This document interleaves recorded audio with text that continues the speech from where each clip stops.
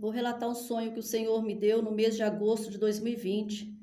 Desde lá o Senhor tem me incomodado para contar este sonho. Ele tem me falado, conta este mistério, conta este mistério. Eu estava em um lugar com um grupo de pessoas e precisávamos descer em um lugar de estrutura metálica, paredes metálicas, todo metálico.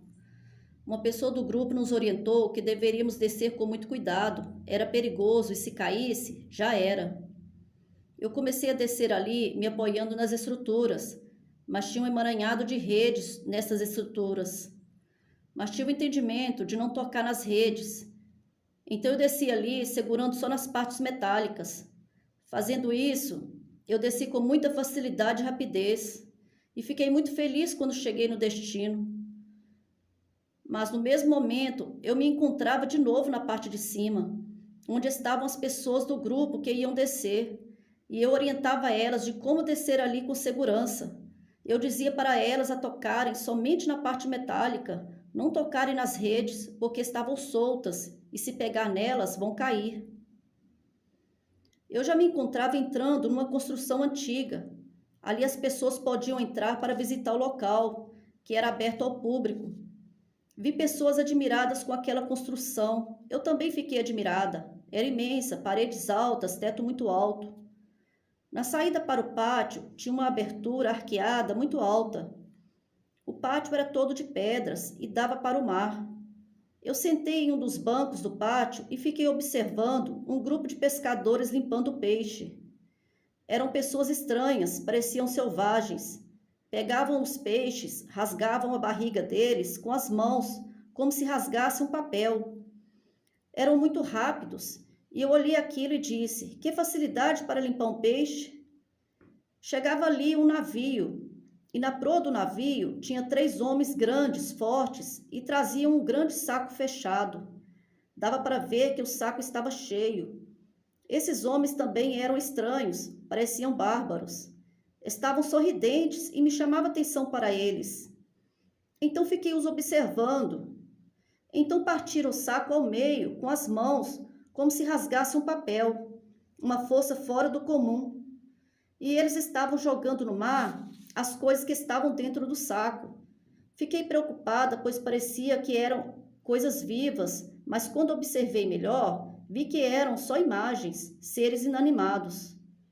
Deixaram por último uma enorme estátua. Era a imagem de um homem, com cabelos e barba longa, vestido apenas com um saiote. Estava com os braços cruzados, com as mãos sobre o peito na forma de X, e lançaram esta imagem ao mar. Olhei para o outro lado, e daquela grande construção que contornava o pátio, vi um homem vindo lá de dentro, com um animal que parecia ser um cão. E ele sai por uma daquelas portas arqueadas e entra no pátio, puxando seu animal pela guia. Percebi que todas as atenções estavam viradas para ele. Era como se chegasse alguém muito importante para aquelas pessoas. O Senhor me disse que aquele homem era o dono daquilo tudo. Então pude entender que era muito rico. Ele não sorria, mas tinha um semblante de satisfação e orgulho. Era um homem branco, alto, magro, um homem novo. Louro, cabelo liso, curto e partido de lado. Vestia uma túnica longa que cobria as pernas e os braços.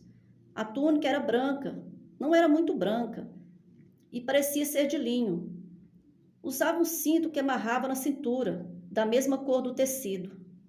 Quando ele se aproximou mais de mim, vi que não era um cão que ele trazia pela guia, mas um demônio. Não sei se só eu vi que era um demônio. Era escuro e usava uma corrente no pescoço, que prendia a guia.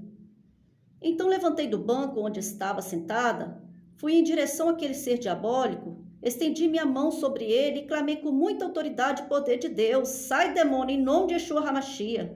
E aquele ser rastejava, agonizando. E seu condutor ali parado, olhando para o outro lado, com o queixo levantado no sinal de arrogância. Quando acordei deste sonho, ainda passando em minha mente, eu me perguntava: será que no futuro os poderosos desta terra terão seres demoníacos como animais de estimação? Quando foi à tarde, veio em minha mente que aquele homem era o anticristo. Então orei a Deus pedindo uma confirmação na palavra ou em sonho. Quando terminei de orar, abri a Bíblia e o Senhor me direcionou para o livro de Apocalipse, capítulo 13, que fala sobre a besta que se levantou do mar. Talvez você não entenda porque estou falando essas coisas, mas acredite, não falo por mim mesma. O Senhor colocou em meu coração para falar e vou falar. Pessoas precisam ouvir isso. Compartilhe este áudio. Talvez possa não fazer sentido o que estou falando agora, mas o futuro vai dizer. O que eu sei é que o oculto está sendo revelado e que o maligno está furioso, mas eu e minha família está debaixo da proteção do Altíssimo, o meu Deus Todo-Poderoso. A grande estátua que eu vi tinha cabelos longos, barba longa, ondulados na cor preta. Vestia um saiote branco, tinha uma aparência de mal. Nos dias seguintes, veio uma grande vontade de saber por que a estátua estava com os braços cruzados e com as mãos sobre o peito, e o que isso significava. Então fui pesquisar se encontrava algo a respeito. Então vi um crucifixo que retrata o bom pastor segurando o cordeirinho nos ombros com os braços cruzados. Ora, quem seguraria um animalzinho nos ombros cruzando os braços? Descobri também que um mito do Antigo Egito, por nome de Osíris, possui o título de bom pastor e ele é uma figura mítica com os braços cruzados. Mas antes de explicar sobre isso, encontrei nas pesquisas que tem filmes de super-heróis que fazem esse gesto. A Mulher Maravilha, que é uma alusão à deusa Diana e ligada a um panteão de deuses, cruza os braços em forma de X. Também no filme Pantera Negra, o ator do filme, T'Challa, cruzava os braços num gesto de cumprimento e grito de guerra. Também se transformava num Pantera Negra, uma alusão à deusa felina Basti. Para confirmar que o cumprimento ou saudação cruzando os braços, com as mãos sobre o peito, vem do paganismo, vou falar sobre os faraós do Egito e seus deuses. O mito Osíris, que foi o primeiro faraó do Egito e a primeira múmia egípcia, que morreu e foi mumificado com os braços cruzados para conceder bênçãos ao Egito de lá do submundo para onde foi. Esse gesto de cruzar os braços com as mãos sobre o peito era um ritual para abençoar. Então os faraós, seguidores desses deuses, adotaram esse gesto para abençoar o seu povo e por se considerarem deuses vivos, filhos diretos do Deus Sol, tinham o dever de abençoar o seu povo fazendo esse gesto. As mãos sobre o coração indicavam o órgão mais importante para eles, pois o coração do morto era pesado numa balança no tribunal de Osíris, que julgava os mortos no submundo e tinha o poder de dar a vida eterna. Osíris e seu filho Horus foram os deuses do Antigo Egito que mais usurparam o lugar de Jesus Cristo. É o espírito do anticristo já agindo naquela época e que enganaram a muitos. Os atributos dos deuses pagãos são invenções, mentiras de Satanás. Os faraós, mesmo depois de mortos, eram mumificados com os braços cruzados sobre o peito para continuar abençoando o seu povo além túmulo, identificando assim com o seu deus Osíris. Os faraós praticavam este ritual quando vivos, abençoando o seu povo no nome do deus Sol, Ra ou Horus, rei dos vivos, e quando mortos, abençoava o seu povo no nome do deus Osíris, rei dos mortos. Isso não é lenda, esse ritual foi uma realidade, por isso se encontra muitas múmias no Egito com os braços cruzados, com as mãos sobre o peito. Até os sarcófagos deles têm um formato humano, com os braços em forma de X, com escritas hieroglíficas a deuses egípcios. Então, confirmo que o cumprimento com os braços cruzados em forma de X, com as mãos sobre o peito, é um cumprimento pagão, ritual para abençoar no nome de um deus mitológico, invocação a uma divindade pagã. A grande estátua que o Senhor me mostrou no sonho, a imagem de um homem dando bênção, invocando a um deus pagão, sairá dos povos, nações e línguas para ser adorada, como as muitas outras imagens e esculturas que vieram dos povos para serem cultuadas, adoradas e veneradas. Isso desagrada muito a Deus, Ele não divide a sua glória e o seu louvor com ninguém. Não acredito que esta estátua que o Senhor me mostrou no sonho é algo simbólico, porque o homem, quando quer afrontar a Deus, Criador, ele coloca uma imagem na frente dele para ser venerada, cultuada. E o homem que se acha ser um Deus, ele faz uma imagem para si para ser adorado. Como Nabucodonosor fez, o anticristo fará o mesmo. Enquanto ele se assentará no templo, com toda a sua soberba, orgulho e arrogância, o povo estará adorando a sua imagem e recebendo o carimbo da besta. Pois o anticristo fará o contrário da vontade de Deus, quebrando todos os mandamentos de Deus. Irmãos, vou passar para vocês o que eu entendi do sonho. Pedi a Deus para que me desse o entendimento. De mim mesma não conseguiria. Ele é o que dá o sonho e a interpretação. Aleluia, glória a Deus. Eu e as pessoas que estávamos no caminho encontramos uma dificuldade. Tínhamos que descer em um lugar perigoso, que é o mundo da tecnologia, e enfrentar os perigos que nos rodeiam. As armadilhas dos enganos de Satanás simbolizadas pelas redes. Mas para vencer esses obstáculos e não ficar preso ou cair nas redes do inimigo e morrer espiritualmente, é preciso obediência ao nosso Criador e estar atento à voz do Espírito Santo de Deus. A descida simboliza humilhar e arrependimento dos pecados. Só assim teremos forças, coragem, poder de Deus, o Espírito Santo que nos ensina, nos orienta e nos convence dos erros e pecados. Precisamos ser revestidos do poder de Deus para passarmos pelos desafios da vida com sabedoria e entendimento. Dessa forma, não cairemos nas ciladas do inimigo de nossas almas. As redes postas entre os metais estavam soltas, pareciam estar presas firmemente, mas não. Quem segurasse nelas, com certeza iriam cair. O inimigo é enganador, então devemos ter muito cuidado para passar entre elas. As redes é algo que o maligno tem usado muito para destruir famílias, destruir lares, pessoas e a vida espiritual do cristão. Quantos estão deixando Deus de lado e caindo nas garras do inimigo? As redes de internet e televisão, esse é o entendimento que o Senhor me deu. O maligno tem trabalhado muito nestas áreas. Irmãos, temos que tomar muito cuidado com o que colocamos na frente de nossos olhos e com o que escutamos. Devemos ter um entendimento para sabermos separar o que é bom do que é ruim. O homem carnal não consegue separar as coisas porque satisfaz a carne, é cego e surdo espiritualmente.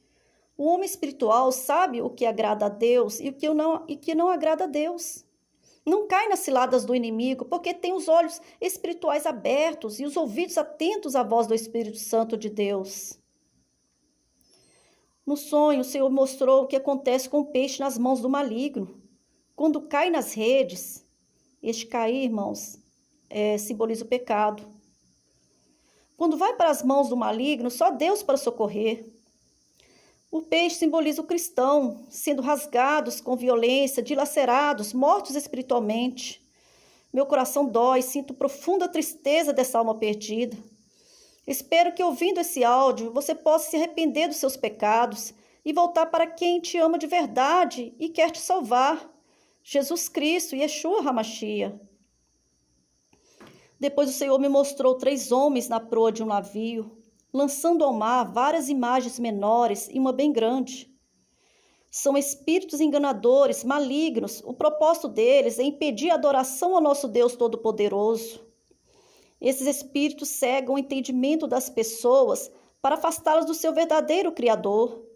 Eles deturpam a palavra de Deus com heresias, falsas religiões, falsos mestres e falsos doutores da palavra. Usam de mentiras e de muitos enganos para que o homem perca a salvação da sua alma. As imagens lançadas ao mar para serem adoradas, cultuadas, veneradas. Esse mar simboliza nações, povos e línguas. Também simboliza os poderes rebeldes, e é nesse mar que se afogam as pessoas que não conhecem a Deus. Os espíritos enganadores que se opõem a Deus alimentam as almas dos pagãos e desobedientes ao Criador com crenças religiosas e culturais que são abomináveis aos olhos de Deus. Vou ler aqui Salmos, capítulo 115, versículo de 1 a 8. Não a nós, Senhor, nenhuma glória a nós, mas sim ao teu nome, por teu amor e por tua fidelidade. Por que questionam as nações? Onde está o teu Deus? Nosso Deus está nos céus. Tudo o que deseja, Ele tem o poder de realizar. Os ídolos deles são prata e ouro, obras de mãos humanas. Têm boca, mas não são capazes de falar. Têm olhos, mas não podem ver. Têm ouvidos, mas não conseguem ouvir. Nariz, mas não possuem olfato. Suas mãos não apalpam. Seus pés não caminham. Som nenhum emite da sua garganta. Sejam como eles quem os fabrica e todos os que neles depositam confiança. Vou ler também 1 Timóteo, capítulo 2, versículo 5. Pois há um só Deus e um só mediador entre os homens, entre Deus e os homens, o homem Cristo Jesus.